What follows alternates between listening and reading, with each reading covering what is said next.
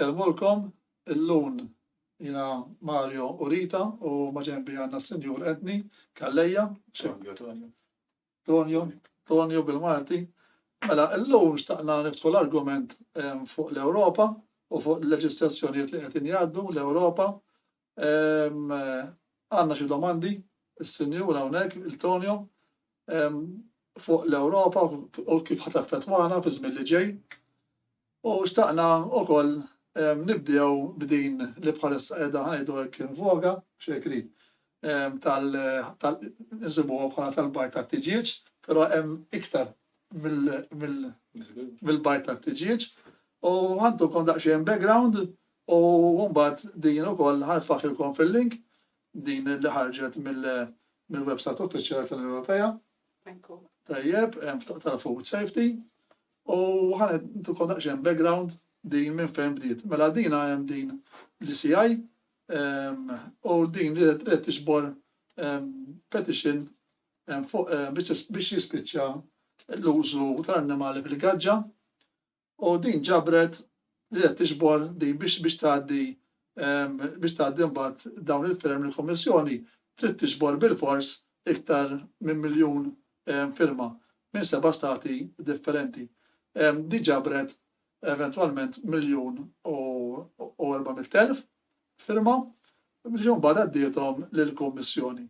U l-Kummissjoni mbagħad bdiet taħdem fuq din li jisejħula hekk bħala end of the gauge age fejn numru differenti ta' annimali nibdew bit-tiġiġ tal-bajt dak li rajna fuq il-gazzetti, il-fnik, il-broilers, dawk li ngħidulhom hekk it-tiġiġ li jużaw għall-laħam, nispjegaw x'inhi ħadd tifhem, is-summin, u l-papri fost l-oħrajn. U hemm xi oħrajn bħal forsi nista' naraw il-qudiem anke fuq il-naċ u x'naf jien niżommu fuq il-kaġeġ. Imma ħalli mmorru fuq dawn. Tajjeb daqsxejn background. Issa il-Kommissjoni din is-sena titgħaddi għal-leġislazzjoni. Tajjeb, ġifieri hawnhekk għandek miktub wara. Sal-aħħar tas-sena. Sal-aħħar tas-sena. Sal-aħħar tas-sena trid tieħu deċiżjoni. Di ħadd affettwa ħażin, żgur għandni, ġifieri lis-suq lokali, illa li aħna l-erja tagħna hija dik li. Tajjeb issa jiena ma nafx eżatt għax għadni nidħol fija reċenti kemm jistgħu jitrabbew tiġiġ għall-argument per square meter, ovvjament li tirraba, illum ir-raba għandna problema li qed togħla fil-prezz ma m'għandniex. U naraw jekk hux worth it li tinvesti mal-argument il-tomna qed naraw li tmur illum 75,000. Tajjeb il-tomna jew iktar, tajjeb jekk jaqbillek x'inti din tixtrija u trabbi t-tiġiġ tal-bajt of the day ir-raħħal irid jagħmel jaħdem is-somom, da mhux ħajbqgħu 75,000 il-tomna u mbagħad jispiċċawhom jaqlagħhom ħadd ngħidu hekk. Qabel kienet 5,000 kienet wierd, imma llum ma naħsibx li daqshekk wierd u laqqas kienet irħisa. Imma issa oħra dal-annimali mhuwiex daqshekk faċli illi titfagħhom jiġru barra u tikkontrollhom u għandek il-fnik li hija diffiċli immens biex trabbi il-fnik. Il-fnik diġà diffiċli bil-gaġġi. Naħseb wara kważi impossibbli nażel darejt, jiġifieri dina ħadd affettwa żgur ħażin is-suq lokali, qegħdin jiffokaw biss fuq il-gazzetti bħalma rajna kien hemm anke fuq il-gwida fuq il-bajt biss, però di ħadd affettwa anke l-broilers issa u dik hija diffiċli ħaġa iktar. Min jaf kemm ġeneri ta' annimali, jibda jidħol wieħed wara l-ieħor. Ġifieri din fl-opinjoni tiegħek x'taħseb fuq għax taħseb x'ħajġri fis-suq lokali ngħidu hekk. Mela. U mill-prodott domestiku għax. Mela, ħafna minn nies jafuni jiftakruni forsi fuq il-programmi tas-CNI. Issa aħna is-CNI konna dejjem ngħidu u nsostnu u kulħadd kien imerina kważi illi la darba nitlu fl-Ewropa ħafna regoli tal-Ewropa mhumiex se jkunu kompatibbli magħna l-Maltin u se jkollna naċċettawhom. U kienu jitqu bina jgħidulna mhux vera għall-Malta jagħmlu eċċezzjonijiet, issa din hija każ. Mela jekk l-Unjoni Ewropea mhix se tagħmel eċċezzjoni għal Malta u nibqgħu kif aħna diġà għandna r-raħala mfarkin u se jkomplu jitfarku. Barra minn hekk, il-prezz tal-bajt lokali diġà u daqsxejn ogħla minn dak importat. Però aħna l-Maltin bħali l-ewwel wieħed jien unsostni illi l-bajda ta' Malta hija ħafna ħjar minn bajda importata. Ma nafx taqblu intom. Ħafna nies jaqblu miegħi. U għandek il-free range u għandek il-bio. Diġà dal-aħħar ġimagħtejn kien hawn naqqis ta' bajt lokali, diġà kien hawn.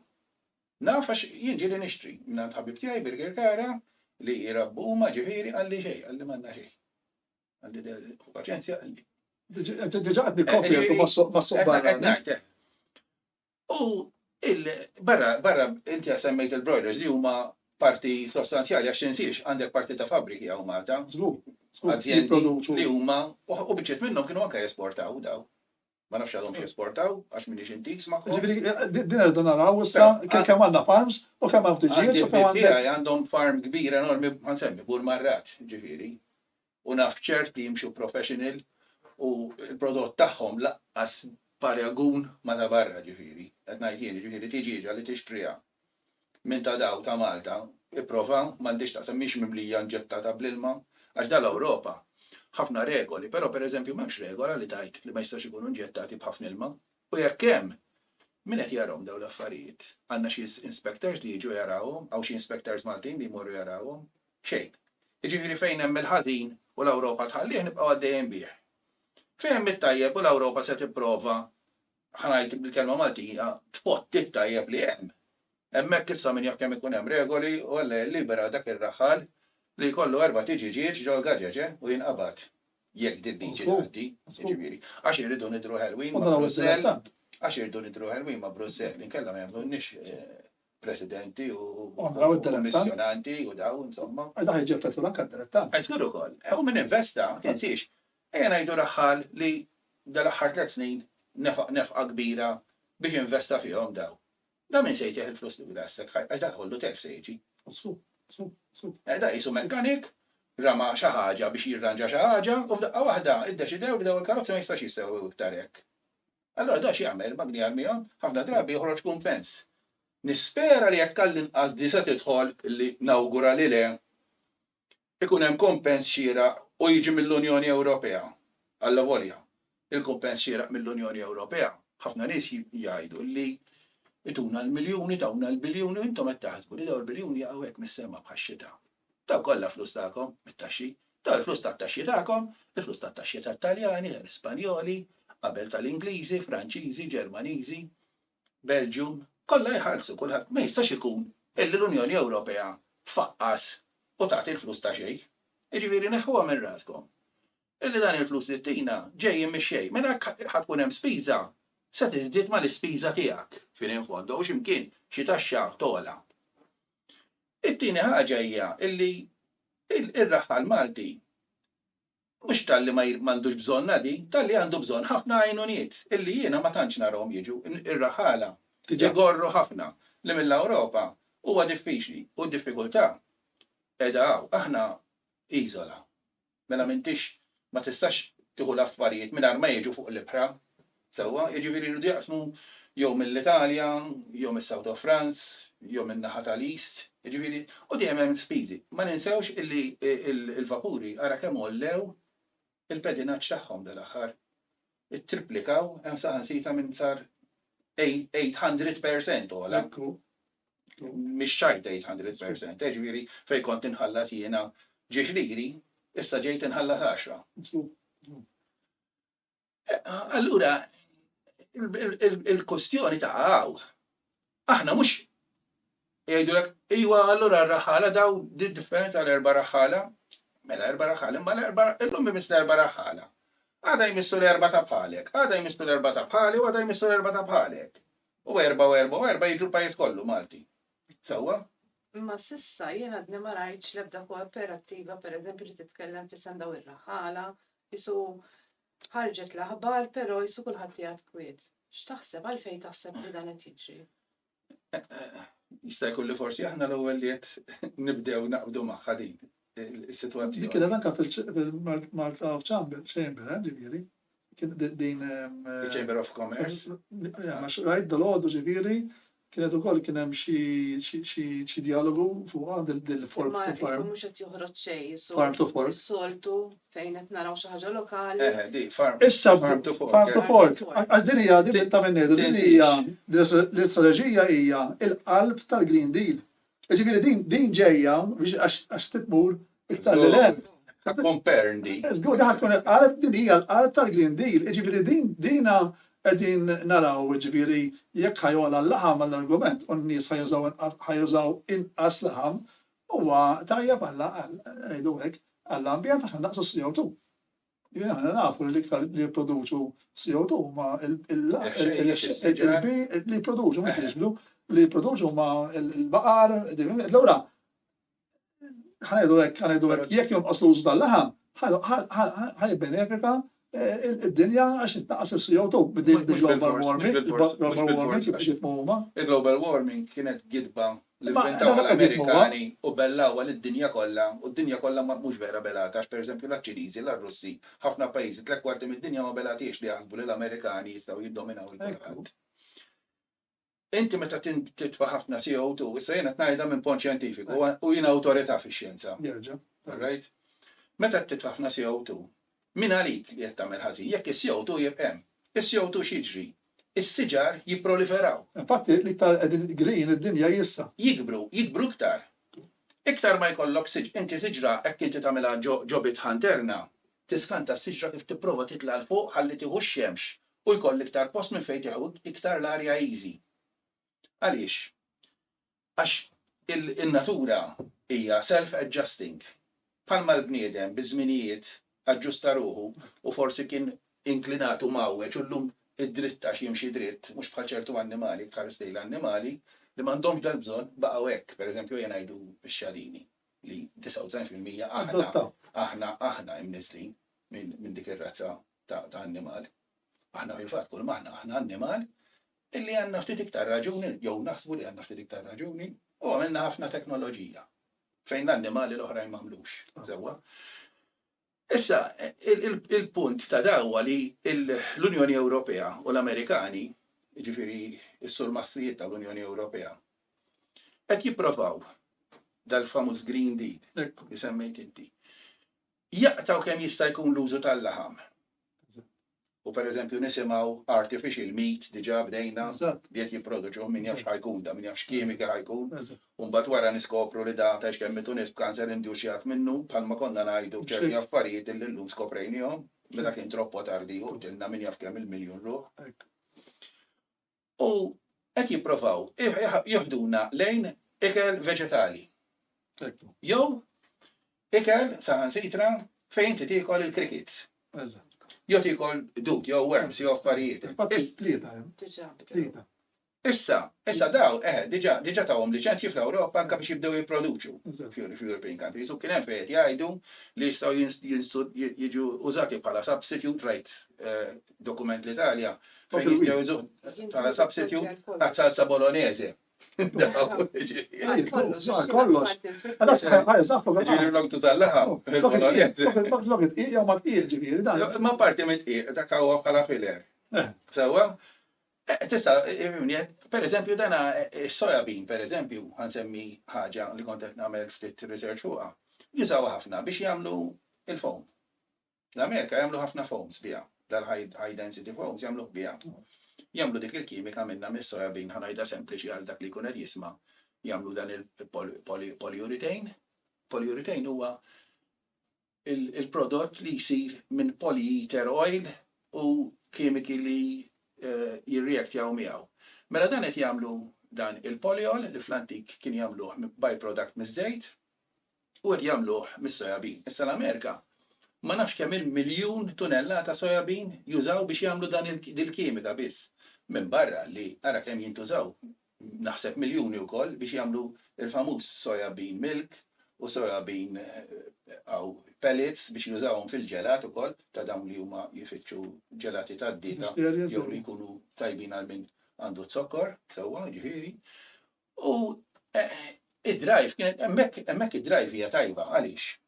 Jien pereżempju ma tantx inħobbhom dawn il-prodotti tas soja bean, però min ma jistax jikol ġelat għax forsi jbati b'xi kondizzjoni. u forsi l-ġelat tas sojabin jogħġbu, jista' jgawdi ġelat ukoll bħalna. Qed tifhem? Fin in fondo ma tistax tieħdu ħaġa u hemm alternattiva. Toħol, hemmhekk qed nara affarijiet tajbini. Però di għaliex pożittività qed jiġi minnha. Di qed tgħid illi se jitnaqqas il-produzzjoni tal-bajt. Issa vera, hawn min jgħidlek li jekk it-tiġiġa titrabba barra. Il-bajda se tkun Bla dubju. Aħna maħniex qegħdin ngħidu illi il-free range huwa ħażin, anzi. Da, l-istess każ jgħid jekk immorru u nġib awrata jien leqbata bil-qasba illi qatt ma twildet ġogaġġa ta' twildet vera fil-bar, it-tjubija tagħha. Però tal-gaġeġ kulħadd jaf id-differenza li għandha sewwa. Tkun iktar żejtnija għal dawn jitmagħhom biex jikbru kemm jifluħu f'inqas żmien. Jitellaw mirkaw, ġifiri, emmek jimsikan il-ħut se jkunu żvantaġġjati. Bħala prodott. Bħala prodott penali. Bħala prodott, bħala prodott penali, il-free range huwa dejjem jitjeb żgur minn li trabba fil-gadgets. Ġifieri jiġri iktar il-muskulatura tiegħu, ġifieri jiekol iktar l-affett naturali. Għaw djar. Jiena pereżempju niftakar ommi kien ikollha xi 6 jew 7 gadgets tal-fniet. Kienu jkunu, kellna minnhom li nrabbuhom literalment qeshom pezz, ġifieri tiġri f'idejna, u kellna minnhom li nrabbuhom għall-ikel. Sewwa. Ġifieri daw ma nafx hekk se jitlu wkoll, ġifieri jiġu kid-dar u jgħidulek ma tistax iżomm il-fniet ġol gadgets. Għax jista' jkun il-każ ukoll. Jiena qed nara l-ħaġa x'inti ma xi tħalli raħal li jagħmel din il-ħaġa naħseb jiena laqqas min ikun domestikat, ġifieri qed jagħmilhom ġoddar. Issa tad-dar il-gadgets normalment ikunu fihom xi 4 piedi jew 5 piedi. U jkollok 2 jew 3 fihom. Jiġifieri qasi gaġġa assaġġ. Huma ma qed jgħidu eżatt ħabba l-isien tal-gaġġa jew għax hija gaġġa. Le, jispiċċa l-gaġġa. Jista' jkollok gaġġa ta' mit-pied. Ekku, ġifieri rilevanti l-qies tal-gaġġa. Mid-dera xejn, s'issadu m'hemmx kollox maħdum u tawna l-figuri u xi pretendu. U diki. Sewwa? U dan jista' jkun hemm gaġġi kbar bil-regolamentu titmexxihom ġal-qalqa. Issa. Tractors jgħidulhom dawn u nagħmlu ma li fihom. Ħansemmija naħseb ma jiddejjaq xejn minnu mhux se noqgħod insemmi ismu. Wieħed mill-prospective MEPs ta' partit minnhom qed jipprova ħajprova jmur Brussels jiġifieri waħda mit-tigri tiegħu li forsi jekk jitla' jmur biex jiġġielidha din il-ġdida. Qed nitkellmu għal semmuhom importanti għal-istan sejt. Ismu nistgħu nsemmu Jiena Peter Aġus. Peter Aġus, għafat titkellem ħafna. Peter Aġus. Kontra u rispondi. Ma naqblux skur fuq l-Unjoni Ewropea ġifieri jiena u però raġel li jipprova u jiena nawgura li kważi ħjar jitla' xi ħadd bħalu bħala MP milli jitilgħu nies li huma kapaċi f'xejn kważi jibdew jgħidu li jagħmlu hekk u ġabu hekk jiena qatt ma rajt xejn minnhom dawn mhux vera xejn. Ta' minn noħdu l-kommenti Peter Aġus nistidnuħu għal xi programm. Le, Peter Aġus huwa tifel kompetenti għalija jien qiegħed mal-Partit Nazzjonalista wkoll se ngħid ġifieri. U ħadem ħafna Brussell, ġifieri jaf di nżenda. Jaf l-affarijiet. Però bes għalihom wis, ġifieri ħafna drabi naqfu li Brussell, inti li are taking you for a ride anke kun qiegħed hemm. Sewwa, dawn ma jaqbilx magħhom aħna konna membri fl-EUD, Europeans United for Democracy. Daw xi 7 snin ilu, raw kif għamlu, ħadulhom il-funding kollu l-Unjoni Ewropea, għalulhom li għax qalu xi ħaġa kontra l-Unjoni mhux se jibqgħu legalizzati u letteralment sterminawha l-EUD. Sterminawha. Sewwa? Interessanti. Le, dana fatti ġifieri, u at one point jien ipprovajt nirrivajvja nagħmlu headquarters hawn Malta. Ħanara x'jiġri. Imma il-membri beżaw, ġifieri dawn l-Unjoni Ewropea tant huma kattivi, mhux billi qogħdu jaħsbu li l-Unjoni Ewropea hija xi għaqda ta' xi erba' minn dawn li jmorru l-Knisja. Għall-Kommissjoni qed ngħidu. Kollha, il-rjus tal-Unjoni Ewropea huma nies. Ħanajda bil-Malti jiena jistgħu jfittxuni. Għandhom ħdura lejn il-popolazzjonijiet. U bekk titla' hemmhekk. Hemmhekk tiġi mbuttat, iktar ma tkun kattiv, iktar ma tkun rasek jibsa, iktar jimbuttawk. Tantu hekk kienu jqogħdu jitmejlu, Nigel Farage. Sewwa, tiftakar jedduh dak wieħed mill dak l-MPs u ma nafx ma qalulhomx. Tiftakru Nigel Farage jgħid li se jkun hawn EU Army, kemm saret realtà bħalissa ġiġa smajna. Diġà smajna lil von der Leyen u lil Metzola jgħidu li hemm bżonn dis-Sirju Army. Issa nara kemm minnhom se jibgħatu lil uliedhom jiġġieldu. Jew Roma. So jien l-uliedi ma rridhomx imorru jiġġieldu għal pajjiżi oħrajn, għal pajjiżi jiġġieldu kemm jifilħu. U naqbel magħha li kieku kien hawn lieva ġol pajjiż għal Malta bħalma kienet għamlet żmien kien hemm l-Italja. Imma mhux lieva biex nibgħat l-uliedi jiġġieldu għall-Amerika u għall-Unjoni Ewropea ma' pajjiżi li aħna qatt ma kellna argument magħhom. Mela, naddu għal Għadda suġġetti ieħor għax din għadda suġġett. Għadda għadu ġdid għalina għajdu hekk. Internet hemm affarijiet għadhom ma ħarġux mill-Unjoni Ewropea u naraw daqsxejn l-ispazji kif jitqasmu għax ngħidu kif inhi. Dik inti tista' trabbi għaxar tiġiġiet tal-argument qed f'nofs tomna ħadkun problema kbar għal Malta, ma jekk tista' trabbi miljun f'nofs tomna, ġiġa, forsi il-problema titnaqqas. Se nara, ma naraw sta jiġu, nista' forsi nistaqsu anki Ikollok problemi. il-xaħar Overloaded. di ħajkunu problema, ġviri Malta ħajkunu problema jkun xikun il-kas jek jitnefew il-gagġi. Jiena naqbel personalment, ġviri, illi orrajt ħajkonna jek iktar sostanzju, ta' xi ovvju, però għandek prezz. Ġviri, issa kemm in-nies lesti li ħalsu għal tiġi l-argument broiler lokal. 10 euros. U l-prodott lokal, mu se jilaħħaq mad-domanda ta' Malta. Kważi għabilna nixtu bieċas għallija. Jitil qorraħala jmorru jaħdmu hemm u jagħmlu l-prodotti hemm. Għax huwa Malta nagħmlu daw il-gadgets famużi li qed nagħmlu kaxħaden. Kaxxa u nġibu daw il-barranin tat-tielet dinja qodġa fihom u jqogħdu jiġru bil-muturi u jbieħu t-tiġiġ ta' barra. Għax hekk ġejja l-affari, jiġifieri flok-gadget tat-tiġiġ ikollna l-gadget għan-nies. Diġà naħseb għandna. Ġa naħseb għandna, ma dawn qed joqogħdu 10 ġa kamra waħda, 12 ġa kamra waħda. Sanka għaluli li ma rajthomx jinbajnejja li hawn nies li qed jagħmlu kampijiet fuq il-bjut u jgħixu ġo fihom. Anka mamar tal-belt kien hemm markirin, jiġifieri. Kampijiet fuq il-bjut. Ma nħux xejn kbir f'dal-istadju. Għandi mhux moħrija, li qarraj, basta għandna xi erba' daħlu. X'ajkunu Afrikan Indjani jew minn xi East Country, dak orrajt, għax dak mhumiex nies. Eżatt, dak tiġi ċaqgħu minn nies ġejna Ir-razziżmu hemmhekk ma jeżistix. Hemmhekk. Mela, ħanbidlu daqsxejn is-suġġett u ħammorru fuq il-flus.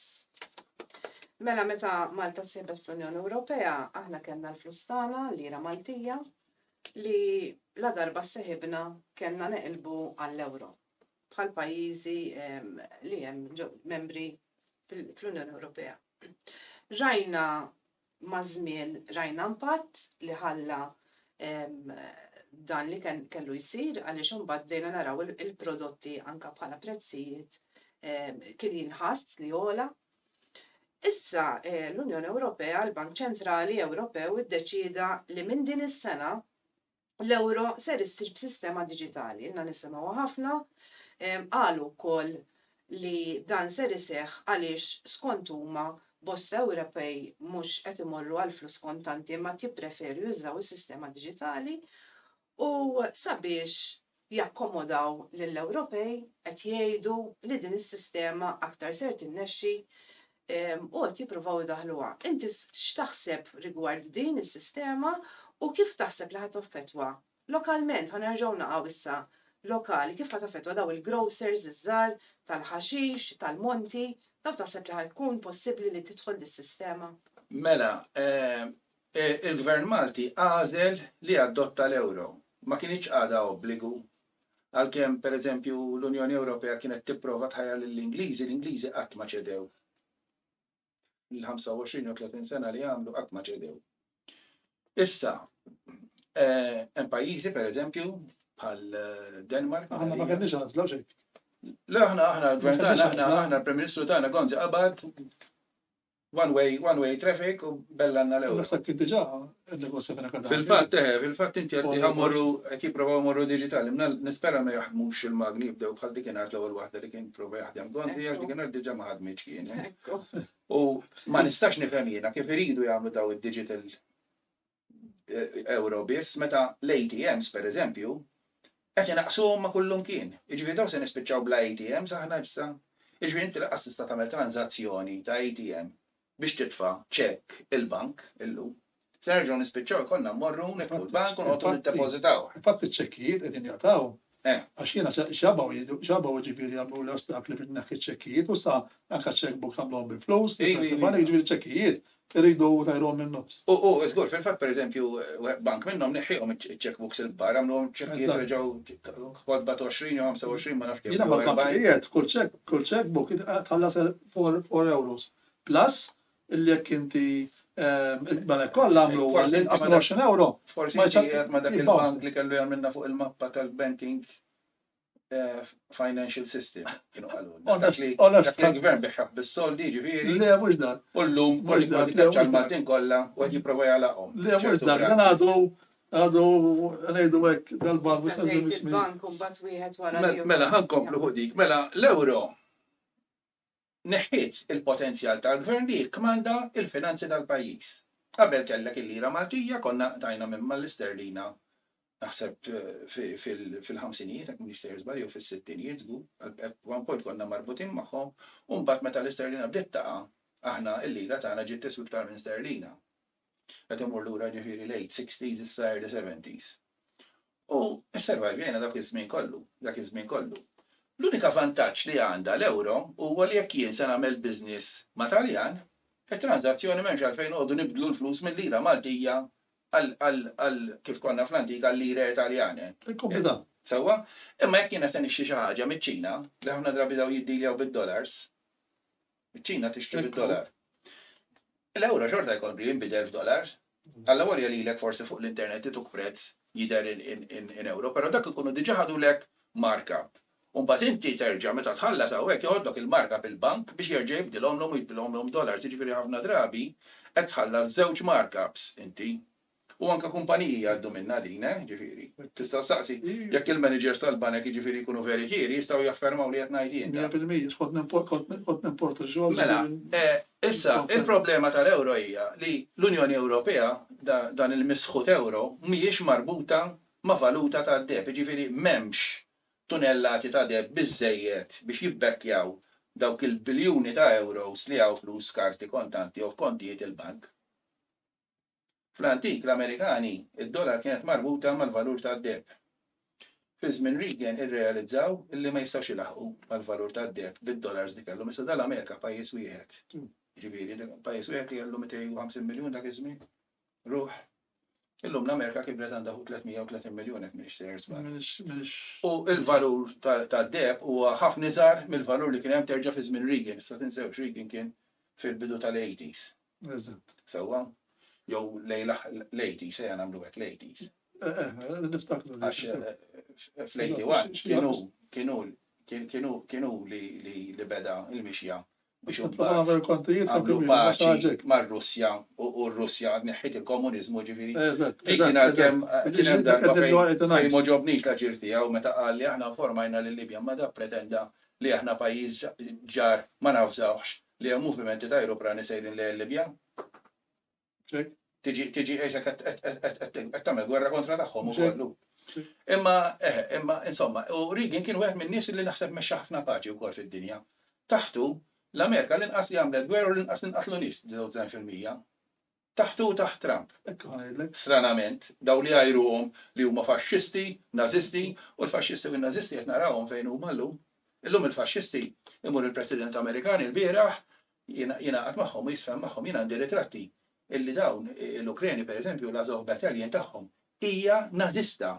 Fi żmien il-gwerra kienu man-Nazi u qatlu lut, qatlu nies li kienu mal-alleati u għamlu traġedji għamlu u sal-lum ġol Ukrana għad għandhom statwa ta' wieħed mill-mexxejja tagħhom. Sewwa? Fatti hija neonazista ġifieri l-għadsop ġifieri m'hemmx. U ġifieri dik l-arma li jkollu Zelensky fuq spallek fuq il-flok. Dik hija l-arma li fuq it-tankiet tal-gwerra kienu jpoġġu il-nazisti ta' Hitler li kienu ġol Ukranja. Ġifieri da qed ngħid storja mhux qed ngħid ġigideb tistgħu tmorru tiċċekkjaw. Mek taqbad tank tal-gwerra antik ta' żmien il-gwerra li kienu f'dak il-lis fir-Russian Front, tindunaw li qed ngħid ta' affarijiet kif u l-armi li għandhom illum fuqhom, propju fuqhom. Issa ħaġa oħra tal-meta bdilna l-flus. Tinsewx li pereżempju prodotti bħal ħobs, il-bajt u ċertu affarijiet li tixtrihom ta' kuljum. Kuljum, mefhum. In a space of 3 months, meta tħallna fil-euro, spara l-prezz tagħhom u baqa' u jolew. Tiftakru, il-ħobża kienet 12-13 cents Maltin. Illum kemm ħobża Maltija? Illum taqbes l-euro. L-euro, L-euro jiġu 46 cents. l-euro. Mela minn 2008 tal-lum, li kull maddew 15-il sena, il-prezz għal-ħobs mhux id-dabilja sar 4 darbiet, 4 times as much. Sewwa? Ara daqsxejn, ġifieri. Issa jista' jkun li mhux l-euro biss ta' kien it-tort tal-jolew l-affarijiet, jista' kienu affarijiet oħra.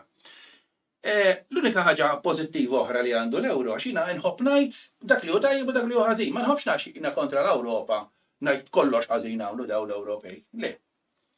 Di l-unika ħaġa pożittiva huwa li jekk inti se tsifer sejra Franza, għandek xejn toqgħod biddel il-flus inti. Għax tuħu l-flus tiegħek li għandek u tista' tonfoqhom Franza bħallek kieku qed tonfoqhom Malta. Għax li dejja ta' blok. Ġifieri bla blok qed ħaddem l-istess munita. Italja, sewwa.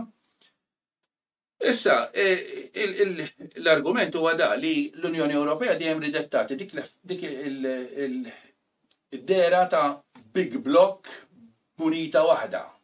Xi pajjiżi baqgħu ibsin, baqgħu jridu jżommu L-gwerra ta' mettaħħa kien l-ewwel ġifieri li sedet iżomma. Issa, mbagħad insaqsi l-euro mhuwiex ibbekkjat mill-gold standard. Daw x'qed jagħmlu ġo Brussell? Qed jipprintjaw il-flus bla doċċ, ġifieri qisgħu jien qiegħed inkontroll nagħmel kemm irrid flus. U daw m'għandhom valuta ta' xejn, ġifieri kulħadd qed jgħix gidba f'dan il-finanzi għax jista' jkun ukoll, Il-Gvern Amerikan kemm il-darba ġibdulu l-attenzjoni li qed jiġri dan, ġifieri, u l-Gvern Amerikan dejjem joħroġ mingħajr ma jirrispondi, ħadd ma kien hemm risposti ċari, ġifieri x'inhu u x'mhuwiex dan ma nafux. Għax jiena tibda naħseb li l-Ewropa ġiet qejsa logħba tal-monopoli. Xi ħadd ninsert għandu ħafna flus jew li kellu ħafna minn dawk il-karti li ngħidu ma jiswew xejn u tgħid qalbi l-euro huma bħalhom. Ikun in kontroll u inti ħaklek kollox u ġejb xejn allura ma tista' tixtri xejn. Mela inti għax m'għandekx il-karti m'għandek xejn. U jien għax nagħmilhom jista' jkolli ħafna. Deflazzjoni li tolleranza. U pereżempju jekk għaw il-valur tal-euro jew jolluh il-valur allura ma tiġix kompetittiv biex trasport jew biex timporta. Inti Malta m'għandha kontroll ta' xejn. Palma jiġri drajna id-dollaru l-euro ġejna ġew. Imma jekk l-Ewropa għandha 550 jew 600 miljun u aħna kull ma aħna jgħidu li aħna 400,000 jew 500,000 jiena ngħid li 700,000 hawn Malti. Imma insomma 700,000 inkluż xi 300,000 barranin, xorta 400,000 naħseb li hawn Maltin jien. Jiġifieri dik hemm semmek nemmena. Ma nafux kemm Imma Maltin barranin għandna 300,000. Kważi qarbu daqskemm hawn Maltin. U mhux billi għodi jgħidu 10% u 16,000 Taljan. Jiena ngħidlek li 16,000 Taljan, hemm 10,000 Taljan jduru ġobbu ġibbaw San Pawl fejn noqgħod jien. 10,000. Għax hekk kun għaddej fuq il-bankina għajdi tisma' wieħed bil-Malti, ħlif tisma' nies bit-Taljan, jew xi lingwa minn tal-ex Jugoslavja. Minn dal pajjiżi, Kroati, Serbi, ġifieri Maċedoni, qed tifhem? Dan huwa frott ta' blokk ukoll. Il-kontrast tal-euro vis-à-vis il-lira Maltija huwa li inti minn barra li ma tantx tista' tikkontrolla l-oli ta' ċertu affarijiet, inti ma jkollokx għax ħafna nies jgħidu li ma biex tesporta kont tieħu prezz bid-dollar ħafna drabi. Ħafna drabi kellek il-vantaġġ li tażel meta daħal l-euro jew l-euro jew d-dollar jew forsi xi munita oħra li il-kumpanija taċċetta. Pereżempju jiena konna nimportaw affarijiet mill-Ġermanja. Issa se titqux se ngħidilkom, il-Ġermaniżi sal-bidu ta' 2000 sa 2005 kienu jaċċettaw pagamenti speċjalment il-fabbriki tal-kimika bid-dollar. Fabbriki ġol Ġermanja, fabbriki kbar, fabbriki multinazzjonali, ġifieri into billions of euros dak iż-żmien, worth diġà. Dak iż-żmien kienu għadhom jaċċettaw id-dollar għaliex? Għax kienu iktar moħħhom mistrieħ. Diġà kien hemm l-euro, l-euro kien għadu mhux munita fil-90s, imbagħad sar fil-2000. Illi ma kienu jafu illi dal-euro, għax probabbilment l-euro proġettaw il-Ġermaniżi f'tantu hekk li ġiju nepar ma tu Deutschmarks. Eżatt. Sewwa. Meta proġettaw kienu ktar brasom mistri għal-kumpaniji li kienu jafu naħseb xi inside story li jirċevu $1 u jkollhom dollar accounts milli jkollhom euro accounts. U addirittura u minn Deutschmark issa Deutschmark ma kienitx munita jiena, id-Deutschmark kienet dibta b'saħħ munita ta' pajjiż b'saħħtu diġà, jinġi li xrajt xi affarijiet kien hemm kumpaniji li jitħallsu bid-Deutschmark jiġifieri. Qed tifhem jiġifieri affarijiet kważi personali mill-Ġermanja. Ma jista' jkun kien jaqbel li l-kumpanija tixtri bid-dollar biex imbagħad ikollha ammont ta' dollars li tarġa' tixtri minn pajjiż barra mill-Ewropa u ma toqgħodx. Dik il-probabilità. Jew kellha il-riċis tal-kumpanija jkunu investiti f'dollar. Allura inqas hemm ċans li jkun hemm speċi ta' insurance li huma aktar safe. Qed tifhem? Hija fit-2008 blajni aħna wkoll tlifna l-flus tagħna, għamilna dik is-sena jew sentej naħdmu bid-dual currencies. Sewwa? Issa naraw li issa ħajjamlu xi ħaġa differenti, issa sena tkun diġitali. Issa di f'Ottubru. Il-ħsieb tiegħi huwa dan kif semmejtlek fejtlu bħal grocers tal-ħaxix, l-anzjani pereżempju, kemm ħatkun faċli għalihom li jużaw pereżempju t-teknoloġija, l-mobiles, aħna rajna li diġà kien hemm problema meta kien hemm il-lira Maltija għal trasferiment għall-euro, rajna ħafna anzjani li kienu jmorru jinniftakarhom imorru għand tal-ħanut kemm irrid intik, kemm irrid inħallas. Issa daw immaġina s-sistema ħatkun awtomatika ġifier daw ħajqogħdu jagħtu aċċess lil tal-ħanut biex jurihom kif ħalsu. Din ħatkun. Però di ħatkun f'Ottubru, di f'Ottubru sa ħajalqu. Ħajkun hemm l-euro, ħajkun hemm is-sistema diġitali. Ħajkun hemm il-flus introdotta f'sit bħalma kien ġara bil-flus Maltin. Ġifieri ma daħlux mill-ewwel l-euro, kien hemm konna minna żmien. Dak il-perjodu ta' sentej. Di il-perjodu tagħha naħseb jiena għandha naqbel mhijiex fin-negozju. Illi kull perjodu żdaw mhix għax il-pajjiż ħajġbor dak li għandu jiġbor kollu. Tajjeb però jekk inti pereżempju tixtri oġġett minn għandi, tajjeb qabel tajtni l-euro jiena. Pereżempju kellek tiġġu rid bijaw lili. Dak tiġġu ma nistax nixtrih intik tani euro. Eżatt. Irid nagħmellek spend namlu ma nafx kif tjassir, diġo xi ATM tmur ġib il-mobile, xi mobile app. Palma war. Ovvjament il-banek ikollhom ir-rekord sa kollox u kull 1 cent l-intefa. Joħroġ. Eżatt, ġifieri da penalment il-gwer ħajdaħħal it-taxxa kollha. Hija ma mbagħad tinsix il-bniedem dejjem isib fejn joħroġ. Jiena nista' ngħidlek illi kif jagħmlu din se jibda jsir ħafna bartering imbagħad. Appuntu.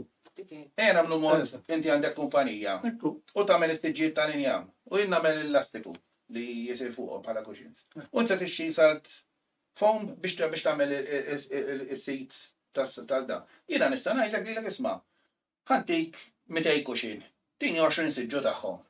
U min se jkun jafda? Daw siġġiet se jidru għandi issa. Ma jkun jaf ħadd u nista' nagħmel ir-ribihom li Però hekk toħroġ il-kumpaniji bejniethom. Ġifieri il-konsumatur ħajblaħħax, dejja ħajblaħħax. Tajt on a company level jien. Imma hemmhekk qed jorina kif qed ngħidu illi l-kumpaniji ħajintlaqtu inqas min jaf kemm hemm iktar metodi kif iddur magħha s-sistema ta' ġifieri. Konsumatur jiena x'sa noffri bik ħammur biex nixxi xi ħaġa jekk jiena il-portament ħajqa. Ġa kompaniji. Jekk ma jikbirx. Imma l-konsumatur mhux ħajkun il-konsumatur dejjem qiegħed. Ġo ħabs, ġo kamp ta' konċentrament. Ngħidlu jien, kamp ta' konċentrament kbir. Flok illum meta ħalluk tmut bil-ġuħ, qed jagħmlulek minn kollox biex kważi tmut bil-ġuħ. Sewwa għax ejja ngħiduha, illum il-familji bil-pagi medji u medji bassi ma jistgħux jgħixu b'paga waħda bħalma kienu 30 sen ilu. Illum il-familji anke b'żewġ jobs ġieli jistragiljaw biex ħalsu l-krejja u jtellaw familja. Allura il-Maltin għatawa fil-qasir, mhux qed jiżżewġu mhux qed ikollna familji u qed joqsu t-tfal. Maltin. Sewwa. Issa l-gvern jaf illi la ġara hekk sebda jiġbor inqas flus mis-servizzi soċjali. X'għamel il-gvern? Għabdu umlew Malta bil-barranin. Għax dawn irdu bil-forsa ħalsu kollha. Forsi ħafna minnhom naħseb jevidaw ukoll li jħallsuha. Forsi jagħmlu xans nitu l-qolem ġibdik il-kollha mustaqbel. Eżatt. U dawna jibqgħu sakemm isibu pajjiż aħjar, kif isibu pajjiż aħjar. Da se jiġri bħal ħafna businesses li kienu fl-antik kellna businesses kbar tal-ġinsijiet u ta' ħwejjeġ. Beda jimxi l-oġġett beda jimxi lej l-Indja dak iż-żmien u lej pajjiżi tal-Ist illum marru ċ-Ċina.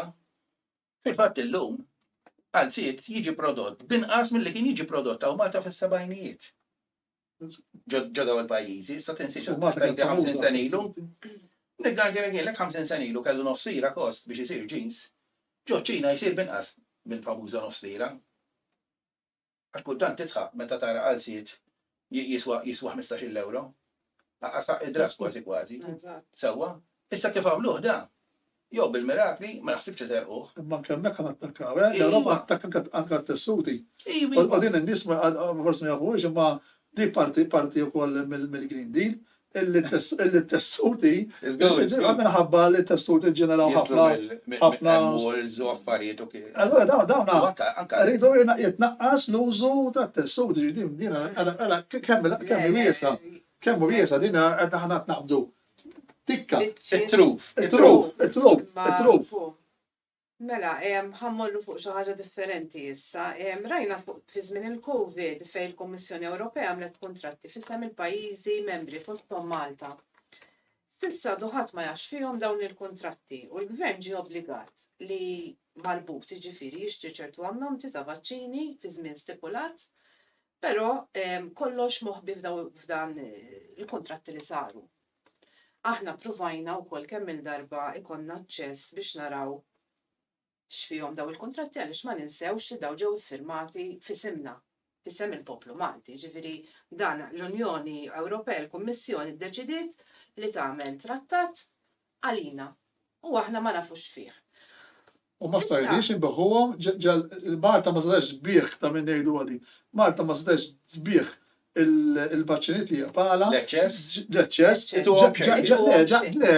Ġal-Europa. Ġol-Ewropa Sadaw le. għom barra. Jojtuhom xejn. Għomma ġara, għomma kanna l-Ministru ħareġ li ħantu għom il-pajzi d-dinja u għekim baqa tħares minn moment. Il-flus Ħallas jom aħna. pajjiż. Nispera l-maqtil ninom skos nies ukoll.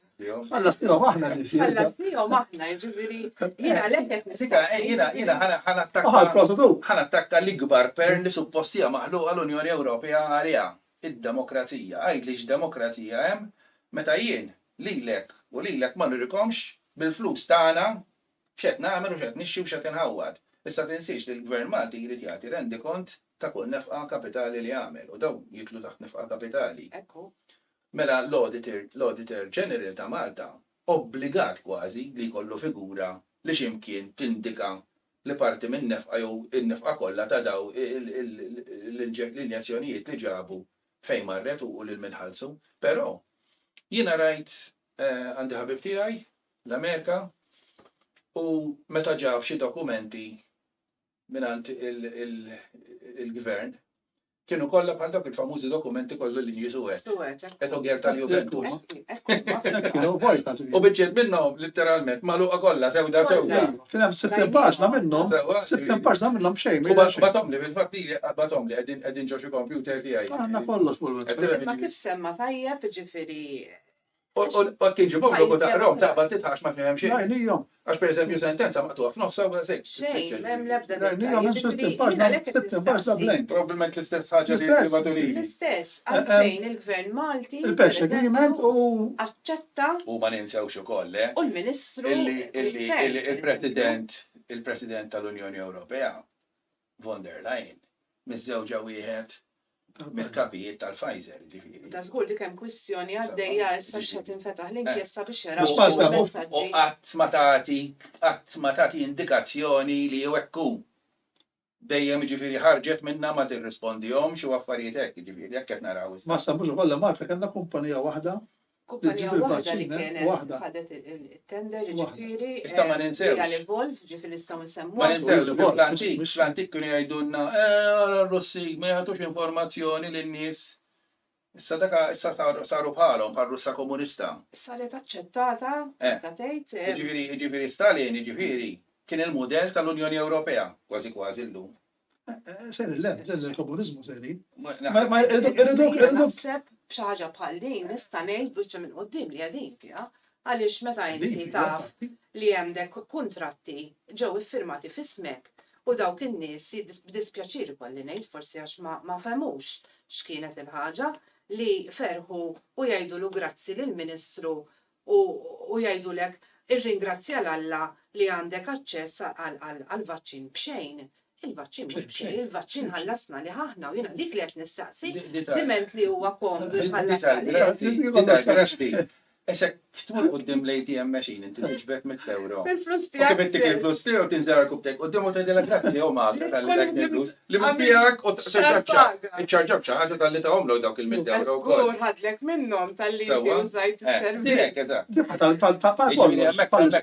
Hemmhekk tara, sfortunatament ikolli ngħidha il-poplu Malti kemm għandna livell ta' persentaġġ ta' nies ignoranti u stupidu kompletament, ġifieri. Li tgħid xi ħaġa, all right, grazzi, ma grazzi dak ħallas issak il-sinjur, il-sinjura komdi li ħalsu għal xi ħaġa li jiena. Jiena normalment, grazzi. Jiena minix komda Lil xi ħadd li ġablek xi ħaġa pereżempju rigal, jew pereżempju xi ħadd li għamillek pjaċir, mhux pjaċir ta' ġifieri qabżek lil xi ħaġa, pereżempju għamillek pjaċir. Illi pereżempju m'hawnx bajt u ġablek nofsu żara bajt meta m'hawnx bajt, u tgħidilha grazzi u tgħidlu grazzi hemmhekk. Nafajli grazzi Qasam minn dak li kellu qasmu miegħu. Imma li inti qed tħallas għalih u qas fil-verità forsi qas għandek bżonnu jew ma tridux, di ma nistax nifhimha, ġifieri imma insomma dik xi ħaġa oħra. Issa ħammur fuq il-kultura. Il-kultura hija xi ħaġa li hija parti mill-identità ta' pajjiżna. Jiena twilit fis-76 u niftakar ġifieri kemm kienet importanti l-innu Malti, ċertu affarijiet li kienu jsiru li llum qed jinqatgħu. U qed jinqatgħu għaliex? Qed naraw pereżempju fejn rajna dal-aħħar anke l-Ministru tal-Edukazzjoni kemm importanti l-inklużjoni biex nies barranin iħossuhom inklużi fis-soċjetà Maltija. Issa jiena qed nara li l-kultura Maltija rajna anke pereżempju fil-miliet fejn rajna l-MP Elena Dalli qalet biex ma noffendu, mhux dal-miliet li qabel biex ma noffendux reliġjonijiet oħra tinqata' l-kelma il-miliet it-tajjeb, irid tiġi l-festi t-tajba. Fil-fatt rajna l-festi t-tajba, il-kelma miliet jisna biex ma noffendux dak li. Għanti sar prosepju qoddim Kastilja? Taħseb li hekk ħanibqgħu sejrin b'dan il-pass ħadd ispiċċa kompletament l-identità Maltija. Mela, il-kultura il-qatli xejn molla milli nħobb ħafna jien, ġifieri. Naħseb minnu Malti. Il-kultura nħobba ħafna ta' kultura dinjija ngħidlek, ta' ġifieri mhux kultura Maltija biss. Però aħna l-Maltin qed nara ħafna, pereżempju, ħanati eżempju żgħir jiena kif qed tinqatel il-kultura. Jekk tara kif jispellu n-nies anke fuq Facebook u ħafna drabi anke mhux fuq Facebook fuq affarijiet oħra. L-spelling tal-Malti sar orrur. Jien niftakarni fi żmieni Alla ħares min jaf kemm konna nitmejlu b'xi ħadd li ma kienx jaf jispelli sew bil-Malti. Sewwa, illum mietet din, illum qed nispellu l-Malti litteralment u ndaħlu kliem barrani, nispelluh kif irridu. Nawġuh. U noħolqu kelma. Mela, waħda. It-tieni net jiena għaliex għandi naċċetta l-użu tal-Indjani, tal-Arab, tat-Taljani, meta jiena Malta. Daw meta morna ġo pajjiżhom, kien hemm żmien meta nkaħdem ġo l-Italja jien, qatt ma provajt inġalhom jagħmlu bħal Maltin, jien. L-unika forsi li forsi ġalthom jagħmlu bħal Maltin meta kont niġi lura Malta, kont nieħu 4 ħobżiet Maltin u kien hemm Taljani xejn kienu jħobbuhom daw jagħtuhom li kienu. Imma semmek ta' sar qatt ma imponejt l-affarijiet. Min jaf kemm kellna Maltin marru l-Kanada, l-Amerika, l-Ingilterra, l-Awstralja. Ħadd ma mpona. Taw fil-pajjiż Ħadd ma mpona, għandi sekondi kuġini l-Awstralja u l-Amerika meta jiġu hawn Malta. Jidhru li Amerikanizzati. Anke dawk li twildu hawn Malta, basta noqgħod ngħidu għal uridhom għax uridhom ovvjament se jkunu Amerikanizzati, ġifieri Amerikani. Qed tifhem? Però tiskanta anke t-tfal tagħhom jgħidulek jiddispjaċina meta niġu ġo Malta. Illi dawk l-affarijiet li kienet tajt li ommi u missieri m'għadhomx jeżistu hawn Malta, ġifieri diġà qed tiġri li qed tajt inti. U ġrat ilha li bdiet tiġri mhux issa. Żgur li ilha ftit qed naraw aktar tidħol fil-fond ħanejdu. Jiġifieri dawk l-idea għax il-kultura jitlu mal-ideali wkoll tal-pajjiż. L-ideal. Inti semmejt l-ewwel grocer se jagħmel 4 tiem oħra jidħol digital currency fejn tmur tixtri jinnna ftit ġova u ftit affarijiet hekk. Nixtru dak iż-żmien. Dek ħajqaw. Huwa Stage. taf. Ma ġiżistu l-ewwel. Li daw qed jippruvaw jeliminawhom. U qed jippruvaw jeliminawhom billi permezzi bla doċ jagħtu lis-supermarkets. Li għandna supermarkets iktar milli tiflaħ Malta. Diġà għandna iktar. Ma dawn jirreġistraw li issa nominali 7 miljun. Jiena l-ewwel Ta' wieħed, supermarkets. issa jiena l-ewwel wieħed. Fenomenali. Jien ngħidlek anke ħafna iktar. Fenomenali dak li. Issa jiena wieħed milli ngħid iva tajjeb li kolli supermarket idejja sa mawl il-baħar. Imma fil-fatt hawn too much. Imma mbagħad daw jiddettawlek. Anki issa tiekol għada. Allura Għax rajna palma rajna Hija- biex ma semmix isem, dal-supermarket kbir barrani. allora daw jagħmlu kollox biex ivarku lil dak il-grocer iż-żgħar u dak il-ħwienet iż-żgħar. Kważi spiċċaw tal-ħobs, kważi spiċċaw. Għadek tisma' bakeries tal-ħobs. Is-sana meta ngħidu ħwienet iż-żar x'inha nara b'dak il-mod ukoll. Ħwienet iż-żar lokali li qed ngħidu li huma Maltin, għaliex hekk inti pereżempju għall-argument titla' tal-Ħamrun, hemm ħwienet żgħar li jbijaw ikel tradizzjonali ta' ċertu pajjiżi li daw Ukoll. qegħdin hemmhekk, jiġifieri daw ukoll narhom jien. Orrajt, mhux qed ngħidlek ma jkollhomx aċċess biex dawn forsi jibqgħu jiklu dak it-tip ta' ikel. Imma inti trid ikun hemm ċertu kontroll anke bħala ħinijiet. Ġifieri dana grocer Malti mhux ħajamillek sal-11 nofs il-lejl miftuħ. Dan qed jagħmellek il-ħinijiet forsi li jmur xtara xi ħadd il-ħobs filgħodu għall-kolazzjon, għax-xogħol jew għall-iskola u jagħmellek il-ħinijiet ħansejħilhom jien li naf jien normali li qabel konna mas-seba' jagħlaq. Daw qed insemmu ħwienet, imma ħwienet iż-żarek kienet ma. Dejli konvenjenza forsi għal min jaħdem li hemm is-supermarkets. Imma daw il-ħwienet pereżempju ta' ċertu kulturi, ċertu ikel tradizzjonali pereżempju Afrikani, ikel Ċiniż, ikel li jagħmlulek il-jieli. So wieħed qegħdin ukoll, Li kważi daw meta inti hemmhekk minn nies li joqogħdu fil-madwar pereżempju, letteralment isu għandek każin. Nies bl-istorbju għaddejjin. Titkellem bħala storbju inti. Ġifieri, imma din aħna li rrid ngħid għax jiena semmejt il-kultura. Mela dawn mhux qed iħossuhom inklużi xi tittihom aktar lil dawn in-nies meta inti qed tippermetti dan kollu li jsir ġewwa pajjiżek m'intix qed titkellem fuq għal ħaġa imma mhux tal-li qed tippermetti tal-li qed tnaqqas minn dak li huwa tiegħek. U mhux dik, kważi daw l-istess wienet ta' pajjiżi, biss ma qgħodx insemmi Hemm pajjiż. ħafna, hemm ħafna. Żgħari tara l-istess nies ta' pajjiżhom ġo fihom ir-restorant qed jiklu. Ħafna drabi il-Maltin qed imorru ġo fihom daw. Jiġifieri mhux pajjiż ta' country X qed ikollu ħaddiema Maltin ta' nazzjonalità X, Maltin qed ikollu fihom. U l-biċċa kbira, għax jiena ġieli mort ġa xi wieħed minnhom, jiġifieri mhux se noqgħod tiddejja ngħid. Sewwa. Mhux li niġġennan għalihom, ħalli ngħidha kif inħossha jiena iktar inħobb li kell Mediterran, jiġifieri, U l-prezz suq. u l-preferenza tiegħu huwa li l-ħub, jiġifieri, qed tifhem iktar mill-laħam. Normalment li kollhom prezz intis daw. Però ma niddeq xejn ngħid li biċċa laħam inħobba wkoll, jiġifieri għaliex sura tagħna jisser tifhem. Jiena mhux qed ninsemmi rigward ristorant, jiena qed insemmi ħwienet tal-merċa, ġifieri da fejn qed ngħidu l-grocer. Grocer fejn il-ħamrun jekk inti taqbad it-triq tal-ħamrun. Muġibba bil-biss. Muġibba għandna xi erba' Russi Hemm bil-biss. Russi, hemm U Bulgari, u Rumeni. Rumeni, ġifieri. Meta inti qed tħalli dal-aċċess u mhux qed iħossuhom inklużi, mhux qed iħossuhom ġifieri inti qed ittihom il-permess li jistgħu jbijaw dawn l-affarijiet. Huwa tajjeb. Imma mbagħad għalfejn għandi nelimina xi ħaġa lokali biex daw jkomplu jħossuhom inklużi din li ma nistax nifhem. Ma min qed jellemina? Qed jellemina. Awtomatika, Għax dik hija l-volontà ta' Brussell. Il-volontà ta' Brussell il-membri parlamentari tagħna ma jgħidulniex. Pereżempju jiena Ministri għaddeja ngħid, jiena ngħid ħafna affarijiet il-membri parlamentari ta' żewġ naħat ta' parsi qed jiġġieldu biex jagħmlu gwerra quddiem in-nies, quddiem il-Laburisti u n-Nazzjonalisti u ma tkun vera xejn. U waħda minnhom mhux se niddejja ngħid xejn fuq it-televiġin, kif qed jarawna n-nies, hija tal-abort. Il-Partit Nazzjonalista l-abort iridu daqs il-Partit Laburista.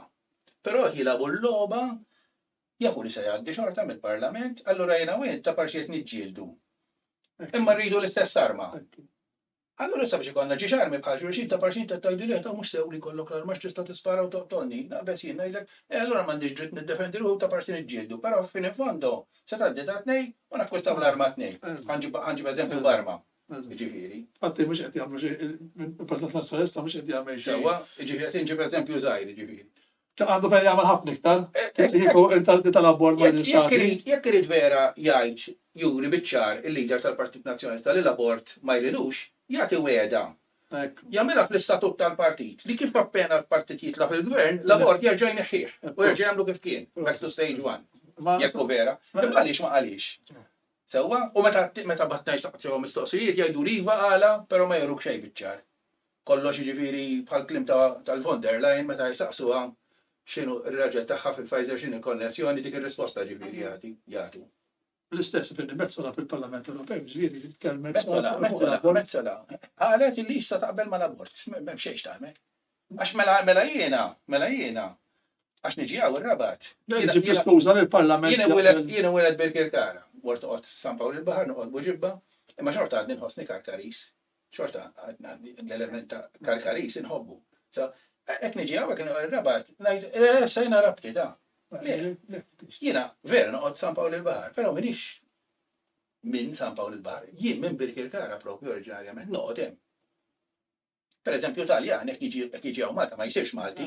Jibqa' jiddu Taljan. Jibqa' Napletan, jibqa' Sqalli, jibqa' minn Sirakuża, minn Katania, minn Ruma, whatever.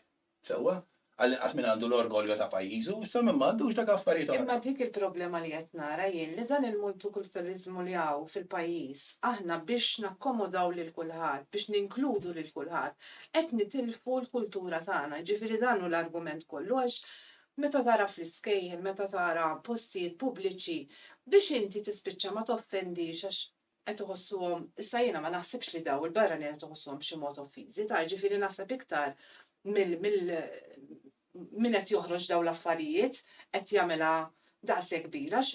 Għaliex ħafna minnhom huma ordinati minn Brussell biex jagħmlu hekk. Għax jiena nara barranin jiġifieri li huma jadattaw anke fl-iskejjel ma' tfal. Ħantik eżempju żgħir. Aħna għandna ftit Musulmani hawn Malta, sewwa. Issa reliġjożament se nitkellem jiena dak il-Musulmani u l-insara l-istess Alla għandhom, m'għandhomx wieħed għandhom Alla u l-ieħor għandhom Alla ieħor. Sewwa, u jiena naħseb li kreatur probabbilment wieħed hemm, jiġifieri r-reliġjonijiet kollha. Għalkemm ma tantx naqblu bħala bil-Musulmani. Iva, ma tinsiex li ħafna affarijiet li għandhom il-Musulmani kienu anke l-insara tal-bidu, mhux tal-bidu, anke ta' 50 senilu. Ma jirrekonoxxux. Eżempju, ma kienx tidħol mara minn arbel u tat-tira sa ġobbisja Malta. Sewwax meta niġi naqbdu ma' ċertu affarijiet. Jiena ma naqbilx li tidħol mara arbija mottija u kważi għajnija biss ġol bank.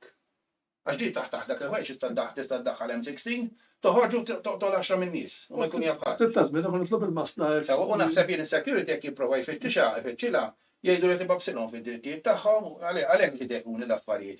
Imma il-Musulmani, pereżempju kien ħarsu lejn il-moskea di ilha snin. Iva. Malta qatt ma kien hemm problemi, ġifieri daw kienu jgħixu hawn Malta qatt ma safejna fien. Issa f'daqqa waħda forsi qed ngħidu li mhux qed iħossuhom inklużi fis-soċjetà għax jien nifhem. Jien ma naħsibx li qatt il-komunitajiet Musulmani realment marru u talbu li l-affarijiet ikunu kif kienu ġo pajjiżhom fil-fatt jiġifieri sewwa. Iktar naħseb l-awtoritajiet Maltin. Għandi posthom jew l-awtoritajiet Ewropew. Jew l-awtoritajiet Nistaqsu hija ġejja minn Malta jew ġejja mill-Ewropa. Għax jiena niftakar anke il-Libjani kienu jiġu Malta u kienu jaċċettaw l-affarijiet Maltin qeshom muslima. Sewwa. Ġifieri dak il-Libjani ma ġewx hawn ta' xejn, dak il-Libjani ġew. Għax konna nagħmlu ħafna business magħhom, ħafna minnhom kienu businesses, kellhom il-businesses hawn Malta u kellhom xi percentaġġ ta' xi kumpanija u kienu jqallawna mijiet ta' eluf biex ma jgħidx miljuni jiġifieri li dawn. Kien hawn Maltin li kienu jmorru li dawn spiċċaw u nesportaw ukoll. Jiġifieri kien hemm negozjati tajbin bejn il-Libja u Malta u qatt ma rajt li xi ħadd isumpona li hu mhux qed iħossu esklus.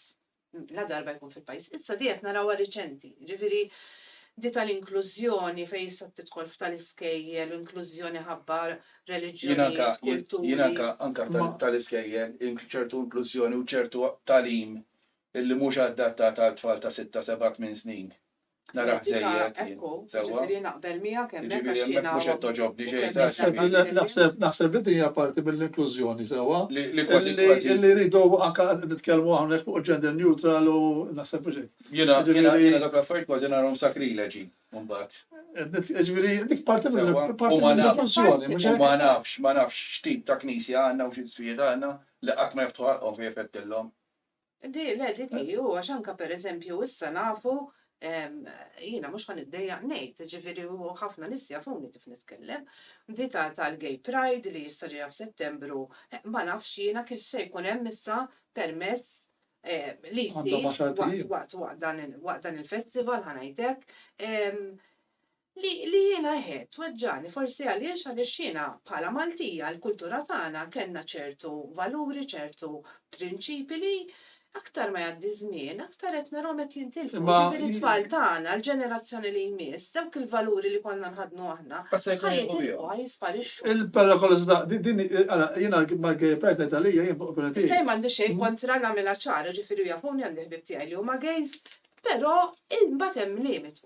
Dak il-limitu tinqabel. Din Gay Pride ġifieri u ħanaqbżu issa fuq oġġett differenti, ma li ġej ukoll impost fuqha mill-famuża Ewropea bħala inklużjoni tajjo, dina sa dis-sena jkollna l-European Gay Pride ta' tkun Malta, ġifieri Malta qed tospita il-Pride tal-Ewropa dak ukoll iċ-ċentru.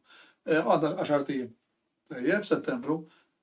Jiena jiena m'għaddejniex il-Pride, ġifieri kien morru jimxu u jagħmlu 10 tiem m'għaddejniex jagħmlu jidu. Però li ddejjaqni hija din illi bħalma rajna fil-Pride li għaddiet sewa jkollok numru ta' nies dawn li għodu jiġrulek bil-qarsijiet ta' taħt Literalment imneżżajn dawn u dawn jistgħu il-pulizija ma jkellmuhomx, mistidru barra, anke kien hemm ġifieri għanejdu hekk nisan kienu sidilhom barra, dieru f'ritratti ma' nies prominenti dal-Partit Nazzjonalista fuq fil-background.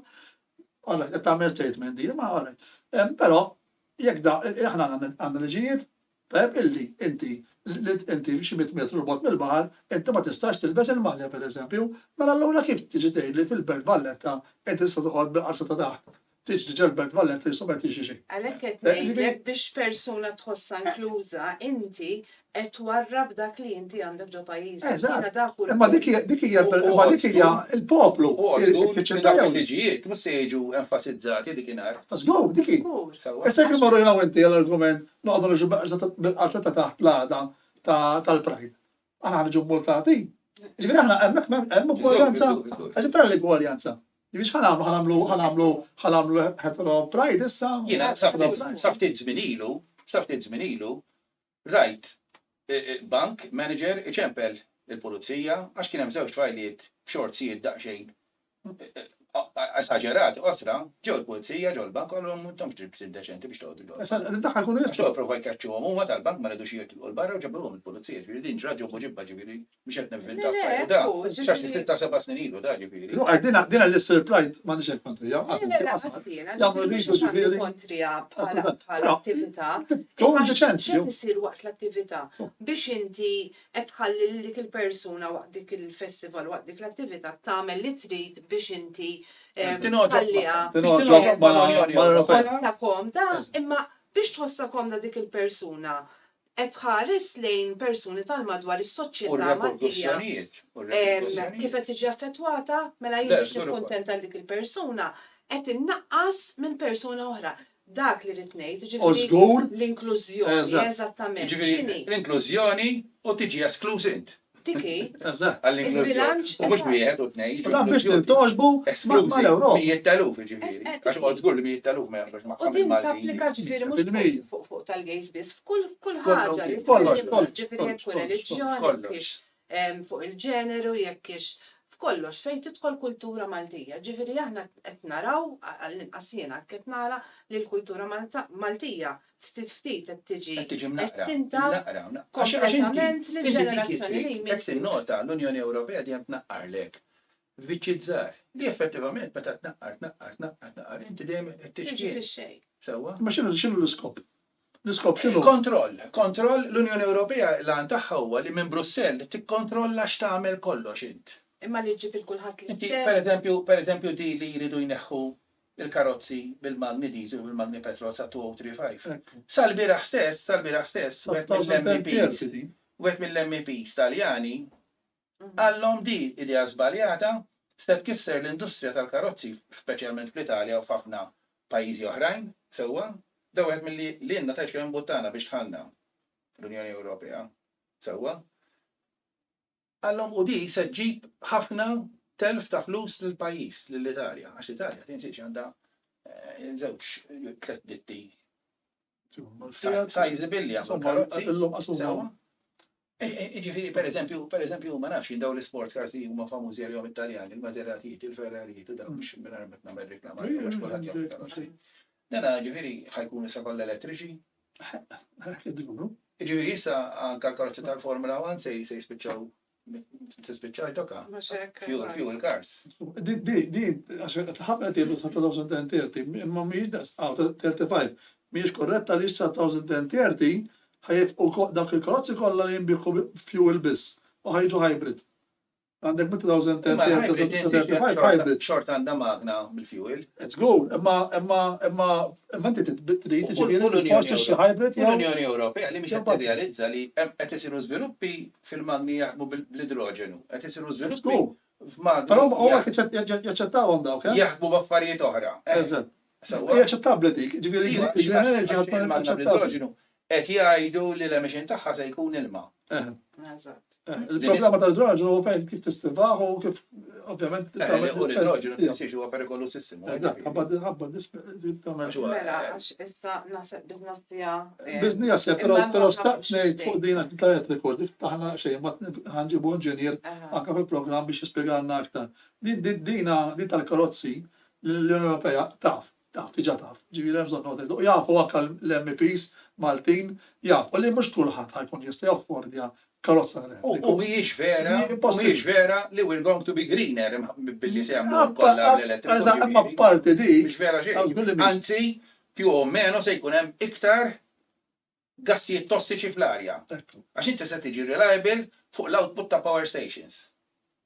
Issa dika irdu naraw. Jekk Malta sar studju kemm aħna l-impatt bħalissa ta' CO2 u jekk l-aniġu bil-flotta kollha tal-elettriku l-impatt ta' CO2 jekk mhux ħajżdied. U l-kapaċità tal-power station kemm tittiżdied. Għax jekk għandu power station ħażdu CO2. Jekk inti għandek 350,000 karozza li ħajnbidlu kważi kollha daw. Żmien, mhux se jinbidlu għax jekk inti għandek karozza petrol fit-235 xorta stassuha. Imma wara jew jibdew l-fuel jgħidu lek dak il-fuel jispiċċa. Eżatt, u taxxi u fuq low-tax, jemmellek low-tax ma tistax inti taffordja, u kollok it-tneħħija, ma din hija parti minn din il-Green Deal. U din tal-karozzi, tajjeb li wieħed mhux qed jinduna u din il-MEPS forsi l-MPs domanda għalihom tajjeb, jgħidulna kemm jekk jaħsbux illi kulħadd ħajkollok ikun jista' jaffordja karozza. Għaliex jiena llum iċċekkjajt kemm tiswa karozza family car, tajjeb, u family car illum li hija bil-batri tiswa 40,000, tajjeb, issa għandi il-grant 11,000, tiġi 29,000. Issa 29,000 għamel daqsem mistoqsijiet anke dan il-bejjeħ tal-karozzi, tajjeb, din karozza medja 40,000, mhix qed ngħidu Tesla, nsemmu Tesla tiswa over 80,000, family car. Din isservi 15-il sena. Inti 29,000, tiddividija fuq 15-il sena. Se servu dak 15-il sena. Imma din. Jien naf min xtara karozza mill-Ingilterra li kienet ilha 3 snin. U wara 3 snin il-batterija waħda minnhom ma ġiex batteriji telqitlu kompletament. Batterija. Ma ġiex xi time value 5-7,000 il-waħda jiġu. Ġifieri 20,000 euro għal-batterija kit sħiħ. Tibata u tiddisponi minna titħallas int biex tiddisponi minna ġifieri. Ma da jorik il-klassi medja u l-klassi disfel żgur mhux se jporġa. U biex nkunu ngħidu oħra lil Maltin kif se taffettwhom, jien sibt karozza li bil-grant ta' Malta b'kollox tiġik 46,000. Meta tmur għand l-aġent u tgħidu smajna rrid air conditioning iridek tiġik 50,000 bil-grant. Illi dak il-prezz Italja 52,000 tixja mingħajr il-grants. Ġifieri dawn hekk il-gvern qed jagħti xi 16,000 qed jieħdulek 14,000 iktar mill-li qiegħda l-Italja, issa din mill-Italja ma tħallas 14,000 biex tiġi hawn. L-istess tal-panelli, ħalli ma noqgħodx. Anzi, u l-panelli Nella naħseb wara. qegħdin daqsxejn kompetittivi llum, qed tifhem u l-panelli naqbel ħafna magħhom u naħseb la ma jkunux qed ineħħu mill-ambjent naturali tal-pajjiż. Huma plus. Bħala flows jien naf minn ġib il-panelli miċ-Ċajna direttu. U ġew inqas minn gran. Inqas ma naf minn ġifieri għax għamel ġifieri għamel sistema fejn jiġi off-grid. U ġew inqas minn jagħmel Kumpaniji x'imkien qed jagħmlu ġifieri minnu. Ġifieri. Mela nikkonkludu hawnhekk, grazzi ħafna. Jien nirringrazzjakom anki li konna nispera nerġa' narakom anke barra ġifieri. Nerġgħu niltaqgħu Jiena l-appell tiegħi huwa li l-poplu hemmhekk ibdel il-mentalità li għandek, tibqax marbut għax in-nannu tiegħi kien nazzjonalist u għax kien ħabib tal-Prim Ministru, jiena ħabib ta' Prim Ministru kont ħafna, ma' żewġ Prim Ministru mhux se niddejjaq ngħid.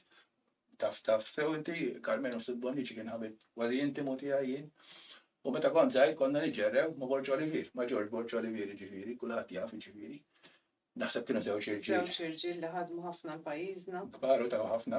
Sfortunatament il-Prim Ministru li kena dal-aħħar 30 sena ma tawx kwart milli daw huma. Sewwa illum jiġu jimtaħru illi taħħalna lil Malta ġol l-Unjoni Ewropea. Jien nagħmel appell lill-Prim Ministru. Il-Prim Ministru għandu jpoġġi bil-qiegħda fuq s-siġġu bħal meta nagħmlu aħna. U n-nies jgħidilhom isma' din ħadd tkun hekk għandek il-farm to fork, għandek il-Green Deal, daħat affettwanek. Tridhom jew ma tridhomx. Mhux l-ewwel qogħdu nidru sbieħ qudiem l-Unjoni Ewropea u Halloween u mbagħad biex forsi minn hawn minn da siġġu insibu postna fis-siġġu tal-Unjoni Ewropea u ndaħlu nofs miljun bħal ma ddaħħal. Tajjeb. Tinsiex li pereżempju ħanġi pereżempju Meloni l-Italja kienet kontra l-Unjoni Ewropea u ma l-ewwel xtrawa, bil-fors xtrawa, ma jistax ikun m'hemmx alternattiva oħra, xtrawa. Inkella poġġew f'kantuniera qalu lek ma tobdix li se ngħidulek. Ta' meta skem għamlu gvernijiet ta' qablek, jew mejju Ġifieri jista' jkun il-Prim Ministru qed ngħidu huwa mejjedet minn din l-Ewropea? Probabbli. Mela, jieħana laqdan il-messaġġ qabel l-elezzjoni smajna l-Prim Ministru l-kampanja laburista fejn qalu gvern li jisma'. Jiena minn hawnhekk nixtieq nitlob il-Prim Ministru mhux il-gvern li jisma' biss imma il-gvern li jgħader il-poplu, gvern li jfiem il-poplu, gvern li jilqa' l-poplu u jilqa' l-karbit tal-poplu u jisma' dak kollu verament tassew li għandu xjejt il-poplu u minn hemmhekk naħdmu flimkien bħala pajjiż. Grazzi ħafna lill-Lentni, niltaqgħu magħkom aħna ħajkonna xi programm ukoll esklusiv il-ħamis għaliex ħanitkellmu rigward dak li qed jiġri wkoll fl-ibħra kemm Maltin u kemm anke tal-madwar fejn qed naraw nuqqas tal-volum tal-ilma u jisu sar fenomenu u ħaniddiskutu wkoll ħajkonna missieden speċjali fejn ħankunu nistgħu nitkellmu fuq dan is-suġġett. Sa dan it-tant minnkom ikun jixtieq Stephen Florin semmuna minn hawnhekk, min ikun jixtieq li bħal entni hawnhekk li xtaq ukoll wera xewqa tiegħu li jkun inkluż fil-programm tagħna biex aħna nagħtu ċans lil kulħadd daw kollha li tridu issemmaw leħinkom, il-voċi tagħkom, bil-problemi tagħkom, bl-opinjonijiet tagħkom, aħna din hawnhekk għamlu kuntatt magħna u aħna nilqawkom. Grazzi ħafna. Grazzi kulħadd.